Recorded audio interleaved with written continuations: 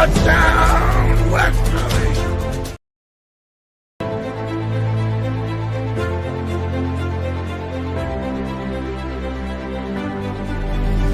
Touchdown, West Philly! A chance for the Chargers, and they score! In the front, Fuzzy again!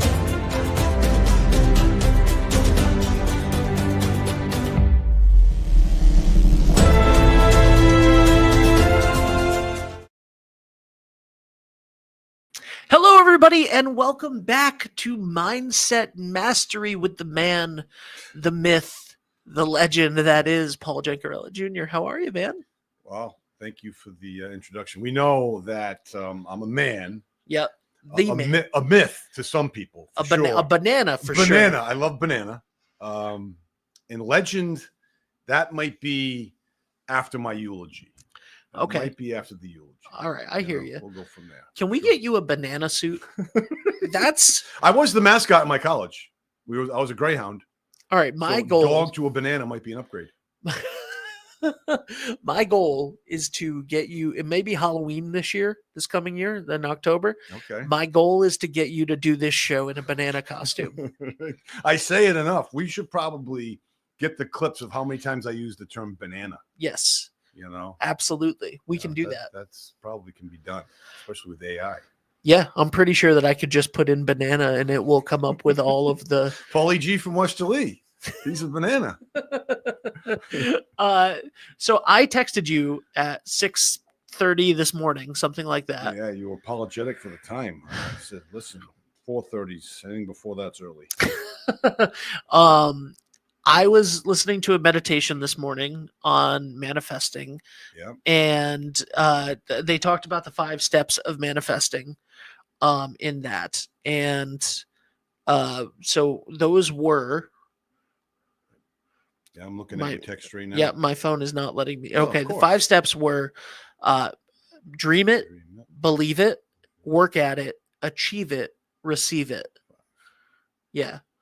Yeah. What do you think? Well, I think that can be, that's fine. Could be a word salad too if you talk to a person that's lived a different lifestyle where they said, listen, you can say that all day long. I got to go to work for 8 hours a day, and then I got to come home, and then I got this, and they can focus on all of the negativity. Whereas if you say to that person, listen, just stop for a second and imagine, and just think, in a perfect world, what you'd like. Dream it is the key. People stop dreaming. Adults stop dreaming. As kids, we used to look out the window in school and dream, and the teacher would be, stop dreaming, getting back into the lesson, which you need to do. But you see how the dreaming aspect is key? We tend to kind of just poo-poo that. And that is so important because dreaming is part of using our imagination. And part of that imagination, Ben, can be negative. And we use it negatively from a worrying standpoint, from a fear standpoint. Oh my goodness, what happens if I did this and it doesn't work out? And then you create this negative scenario and you just go back into that, what you think is a comfort zone, which is not a comfort zone. So that's just the first one. That's just the first step. Yeah, absolutely. But once you do dream it, you have to believe that you can do it. Let me help you with this. And I'm not saying you have trouble with this. Oh, I do. But let me help the audience as well with believe it, because I'm speaking to myself and looking back a couple of years ago when I said, I believe it. I believe it's going to come true, but it's not coming true. Damn it. And why? Because we're intellectually believing it. We're believing it with our conscious minds. And that's not a bad thing, but it needs to go into our subconscious mind, meaning our emotional mind. That belief has to be emotional. If it's not emotional, it's not going to happen. You think the Wright brothers were emotional? You bet their dollars they were. Their father, as I mentioned, it wasn't their father, it wasn't their uncle, it was their father that thought they were psychotic. They thought there was a mental problem because anything heavier than air is not going to fly. It's not. It's not going to happen. But they believed it emotionally. And it didn't matter what the logic was. So that's the point in believing it, Ben. You have to take what you want to do in a goal, and you truly have to believe it. We don't need to know how. We just have to believe it emotionally.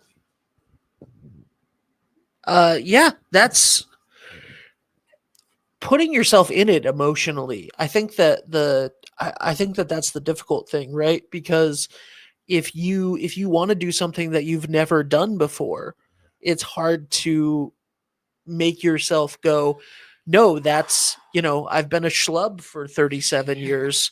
How am I going to do this now? Right. And again, I've spoke about this before. We need to know two things about our success. We need to know where we are. We do. Because if we tell the GPS we're in California and we're going to Philadelphia and we're in Rhode Island, it's going to get all screwed up. So we need to know where we are. We need to know where we are, our debts, our broken relationships, our angers, our fears, all the negative. Fine. We know that. Okay. But we also need to know where we're going. Where we're going is the key. I want the prosperity, the wealth, the health, the vocation, whatever it may be, whatever that dream is. And that needs to be emotional. But you know what happens? It's reversed. Too many people are emotional about where they are, and they're too neutral about where they're going. And if you get too emotional about where you are and too neutral, you're not going to go anywhere.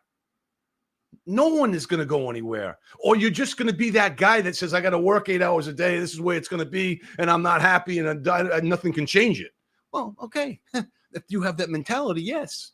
But you have to change that mentality. Be neutral about where you are. Just be neutral. All the negatives, be neutral. And then get emotional about where you're going.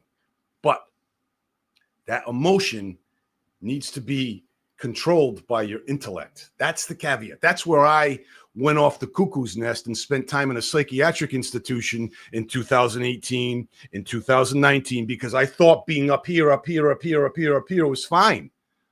I operated fine. I did well until I didn't, until the chemical imbalance got to where it was. So I'm living proof of being too emotional.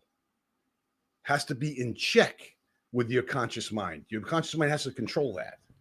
That makes sense at all. It does. And you actually gave me some advice before we started rolling about taking time off. And I think that is, I think that plays into what you just said, because I realistically, like, the reason that I would need to take time off is because I'm up here emotionally about where I am right now. Yeah. And being in neutral about where you are right now. I mean, that makes complete sense to me. I'm not saying always be. My point is, you have to look at it. Looking at it as a neutrality. Yes, I have X amount of debt. Yes, I have these relationships, whatever they are, good or bad. Yep. That's my point. So I just want you to, I'm not saying you have to. No. You're not okay. Walking around like a zombie with today. And that's, and what we just said, the work at it, the next thing, right? Dream it, believe it, work at it. You can't, I think we were talking about it in one of our last episodes, the guy that, the guy that's drowning in a flood and says, you sent me oh, there's a raft. No, God's going to help me. Oh, there's a boat. God's going to help me, and then there's a helicopter. No, God's going to help me. He dies. He says, God, how come you didn't help me? And he said, well, I sent you a raft. I sent you a boat. You need to do the work. You need to get into it. It's not just enough to dream it and believe it. Like, that's where most of it stops. That's where most of it stops. Stop for me there. Yeah, it did. Again, I had all my dreams, all my goals, everything. 2017, I have it all knocked out. It's all set. But I didn't embrace it, meaning I didn't act on it. I just knew the theory. There's a lot of PhDs out there that are at the Warm Center. You know what I mean? That aren't doing what they should be doing. Not that the Warm Center is a bad place. No. But we don't want to be there, right? We want to help people, but we don't want to be so ill will thinking that now we have to be taken care of by somebody else. Right.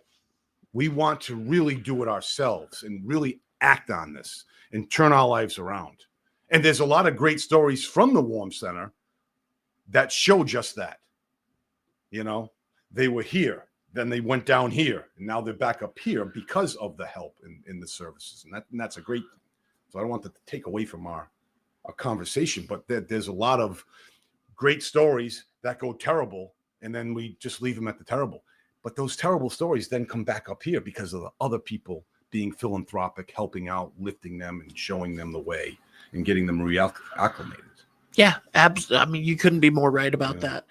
And so putting kind of in, going off the rails. Well, that's all right. So putting in the work is like, you know, what does that look like? You can dream it, you can believe it, Yes. but if you don't put in the work yourself to get there, to achieve your dreams, you're not going to achieve it. Yeah, Ben, I'm not going to strengthen my marriage by doing the same things I've been doing.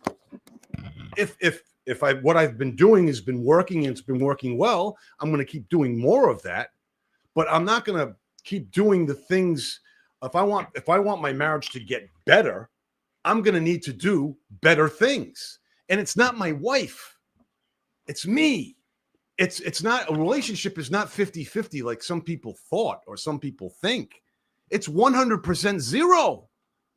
You know, I'm investing 100% of myself into this. And if they choose not to accept it or not to be that, so be it. And that's why I thought something's wrong here, because so many personally developed people, I don't know, Tony Robbins, Bob Proctor, are divorced. Yeah. I'm like, how does that happen? Well, because you change yourself and you get to a certain point that your wife or spouse maybe doesn't agree with, and then they no longer can live with that or whatever have you. And I'm not speaking for Tony Robbins and Bob Proctor. I have no idea about their marital situations, but it always bugged me that people were divorced. You know? Are Yeah. you okay? Yeah, I'm fine. Okay. Uh,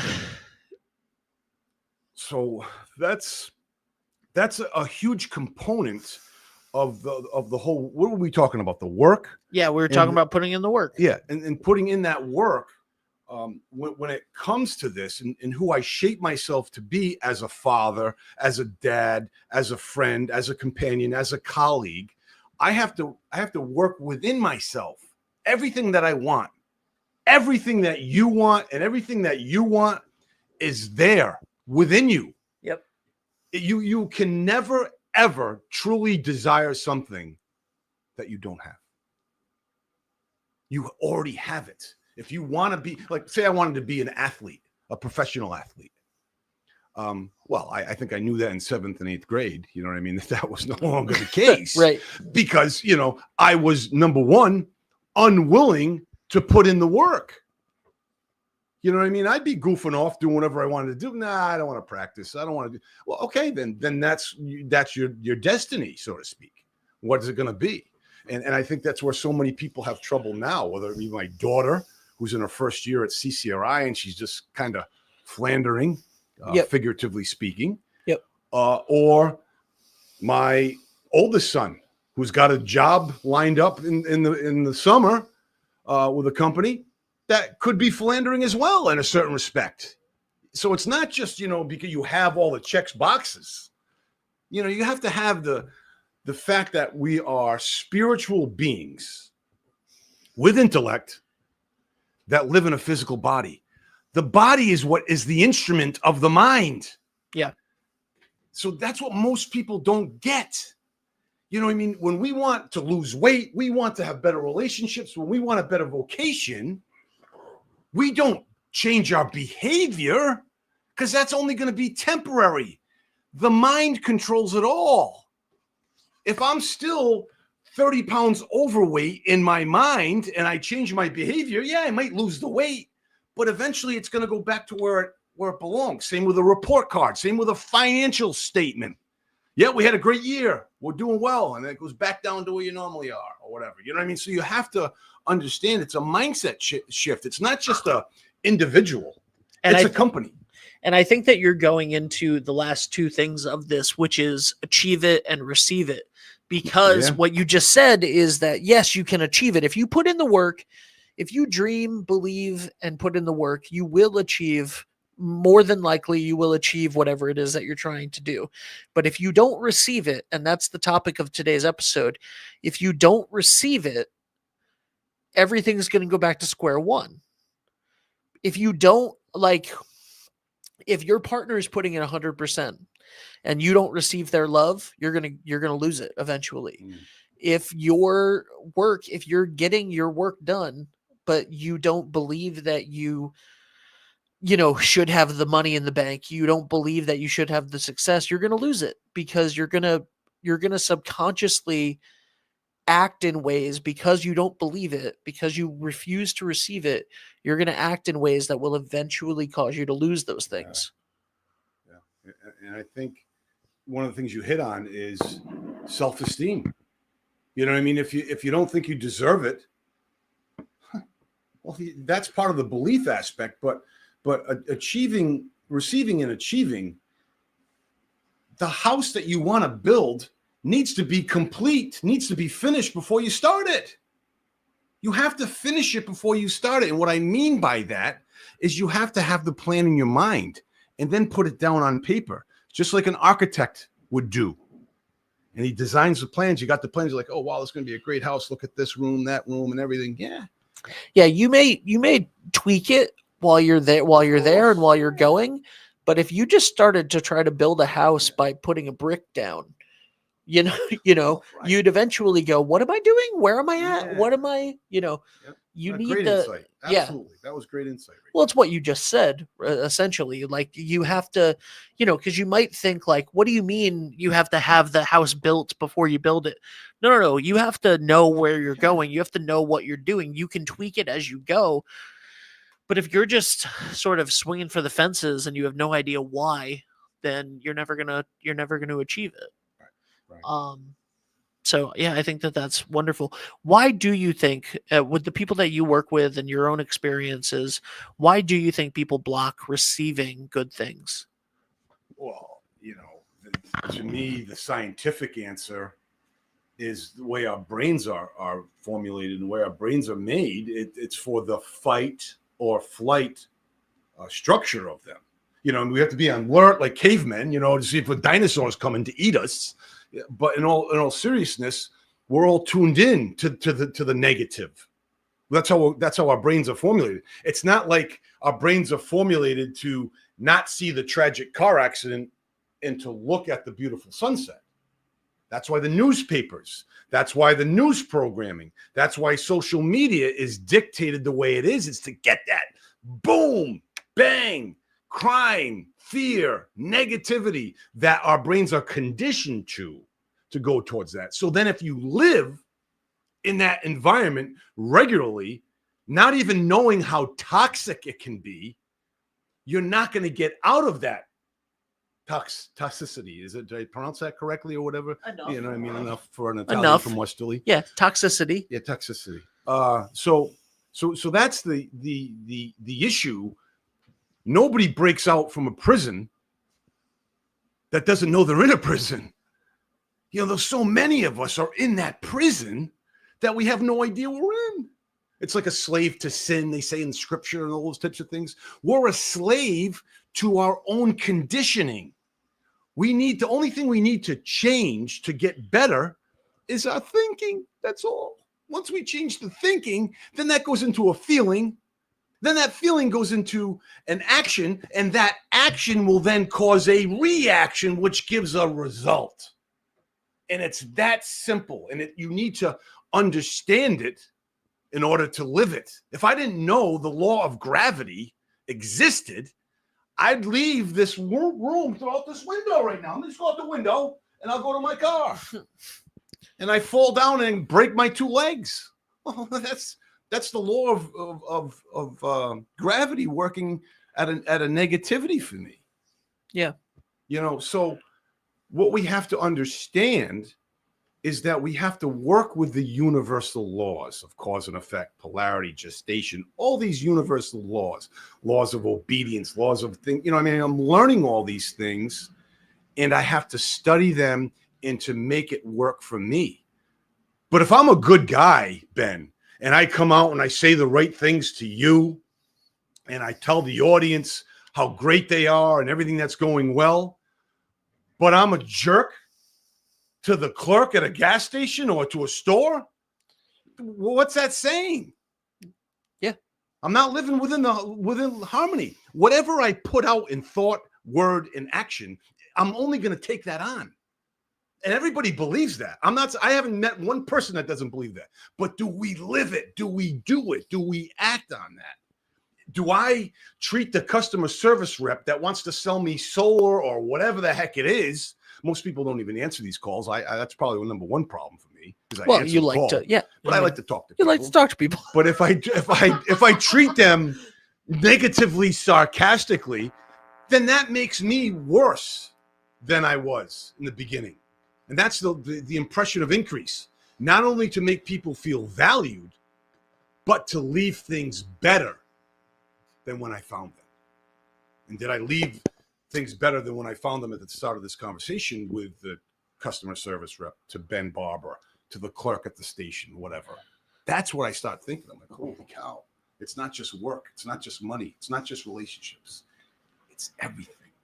Can I tell you, one thing that I love about this show is that you always find what you're looking for, whatever it may be.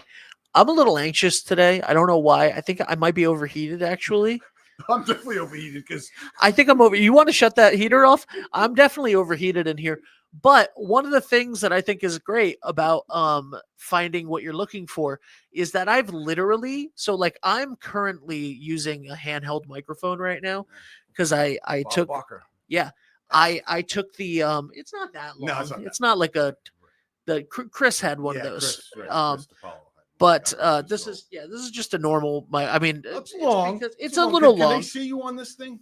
Yeah, hold on. It's a little long. Check the camera. We can't be talking about something. It's a little long. Yeah, so it's a little long. Honestly, it's not terribly, but anyway. So anyway, no, but I have the microphone that you're using, right, which is Shure SM 7B.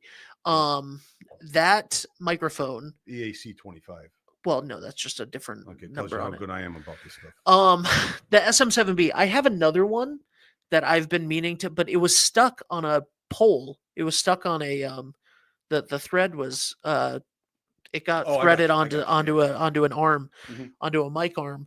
And I've been looking for this one piece because I haven't been able to. It's in my bag. It's in my backpack, and I haven't been able to do it. If you look, there's 5 mics, and there's a spot for a 6th mic right here for the host.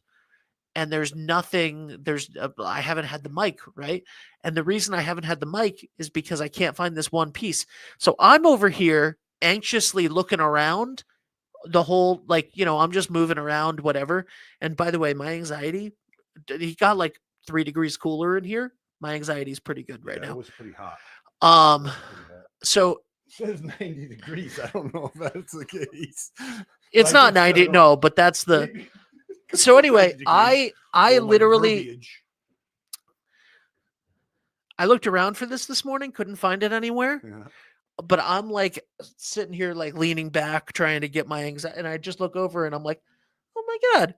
Someone put it on the windowsill. Yeah. Under some tape. So the 5 microphones are for here, and then there's a 6th. There's a 6th one. The arm is in the bag as well. Oh, okay. There's a 6th one for here. Wow. That way it's heat. 6 bodies in here. My goodness. 2, 4, 5, 6. Yeah.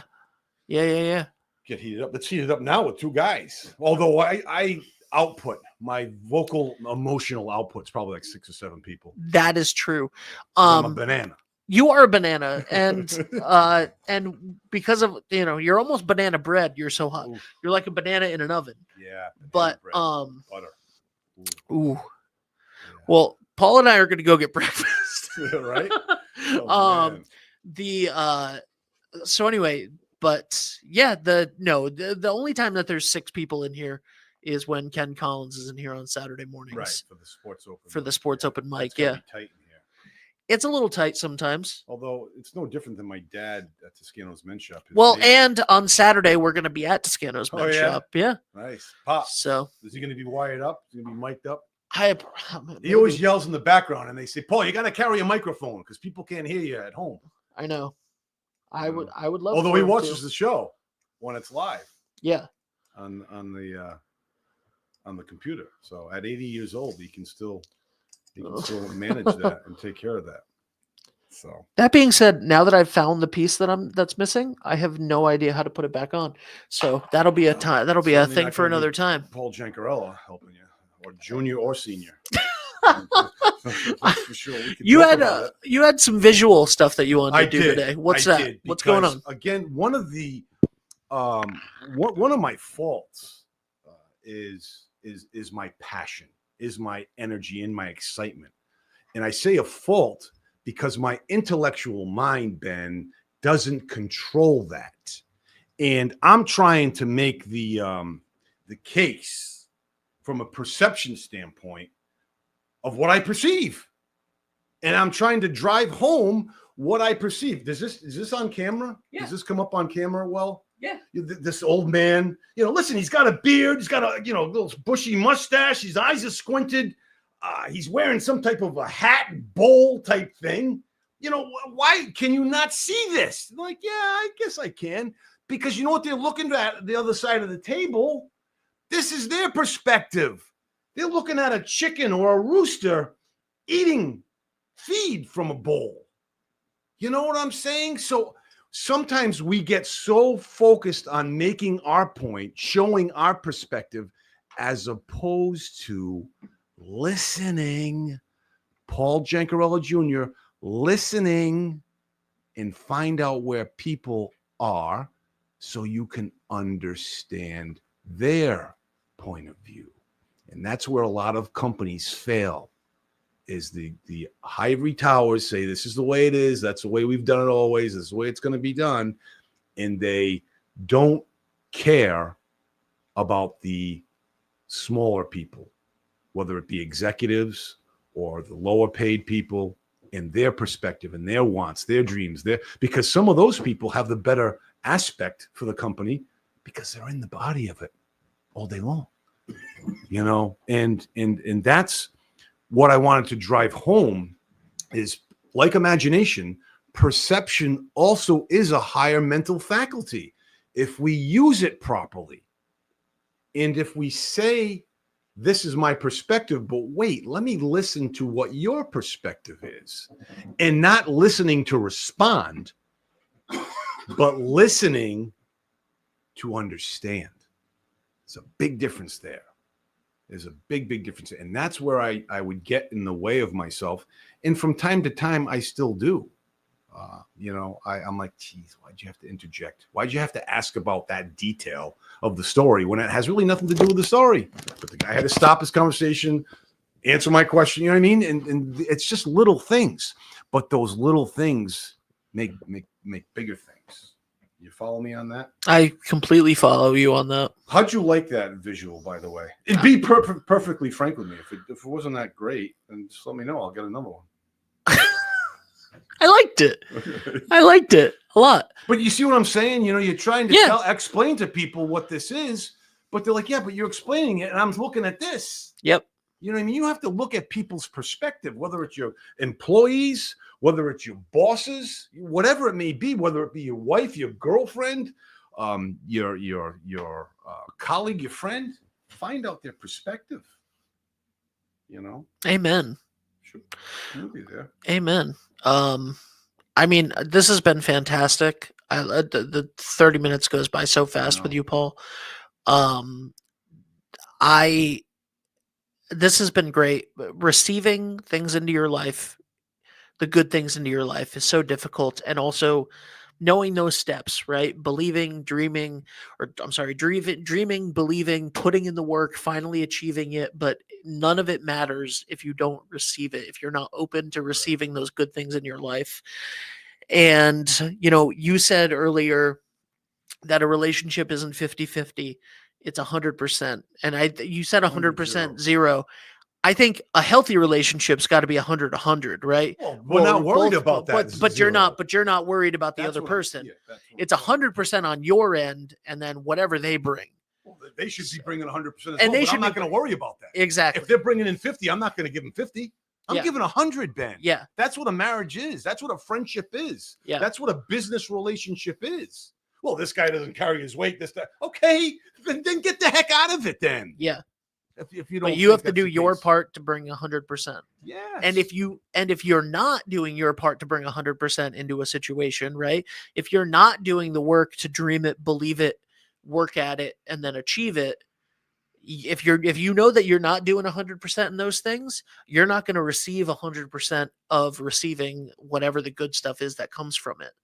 So you have to put in 100% effort, again, whether it be whatever relationship is, and that could be a relationship to an inanimate object. It could be a relationship to success. It could be a relationship to that. You have to put in 100% if you expect to get anything back. Right. And then you have to receive it. And I want to stem off of what you're saying as well. Because we all do this. But if I said to you, Ben, I want you to embrace some of the information that I have for you, but it's going to taste terrible. It's going to smell bad. It's going to be awful. You're going to be in a lot of pain, and it's going to stink, and it's going to be hard, and you're not going to like it. Well, I'm not really making it that appetizing, am I? Sounds like a Tuesday. But seriously, yeah, that's what we do to ourselves. I know it's so difficult to do, but I can do it. Well, then don't stop saying it's so difficult. Yeah. Show the ways that it's going to be easy, because sometimes going to bottom of and be in poverty to being in wealth, it's the same work. Actually, it's the same effort. Somebody, no, that doesn't make sense. I can spiral out of control and start, putting my mouth around a crack pipe and start drinking. And okay, but that takes effort to do those things. You just may be accustomed to that right now and may be addicted to that right now. That's why it's probably easy for you. But other people that make lots of money, they're making more money when they're sleeping than when they're awake, because they know the formula. So that's the deal. So we said we were leaving about 20 minutes ago. You said it was 3 minutes. Okay. You said I've lost my train of thought. What was it? I was saying how no, it was something I was trying to harken back to something that you said in a previous episode. I don't know. I'll think about it. That's why we do this every week. Right. That's why we do this every week, honestly. Paul, where can people find you? That's a good question. 2 Starview Lane. It's a house on the corner of Cattail and Starview. My wife will kill me, but she'll welcome you. She will. She will welcome you if you want to come in. God, I hope that's not your real address. Yeah, what does it matter? By the way, I'm glad my car's right down below us, because I could see if someone's stealing it. There you go. I left the keys in it. So did you really? Yeah, I know. What are you going to do? I kind of do those things sometimes. Yeah. But anyhow, people can find me. The best way to interact, I guess, is through the websites. I'm a speaker and a coach. Yep. When I speak, I share my story. When I coach, I listen to other people's. And it's Mindset Mastery is the company name. So it's either coach mindsetmastery.com or speak mindsetmastery.com, or email me. Paul Jr. Conti, Conti. That's from my insurance days. People are like, why do you have that email address? I said, because when I first got a phone that was backed by Google in 2008, I had to create an account. So I just never changed the address. And now I have so much stuff on there that it's just like a pain in the neck to change. So Paul Jr. Conti, and see how I go in detail. Sometimes you don't need to know these things, at gmail.com. And that's it. I love it. Is there anybody on, by the way? Yeah. We have 0. Yeah, no, Okay. We got people. Thank you so much for being here. My pleasure. Thanks for having me. We'll see you next week. All righty. Thanks, everybody. This has been Mindset Mastery with Paul Gencarella Jr. We'll see you soon. Do you want to get your business in front of over 100,000 viewers every month? Advertise with 321 and enjoy the best value in local advertising while supporting free community live streams. Your message will be seen across live high school sports, morning shows, and local events, connecting you directly with engaged audiences, boosting your visibility, growing your brand, and helping us keep these broadcasts accessible to everyone for free. Partner with 321 today and watch your business thrive.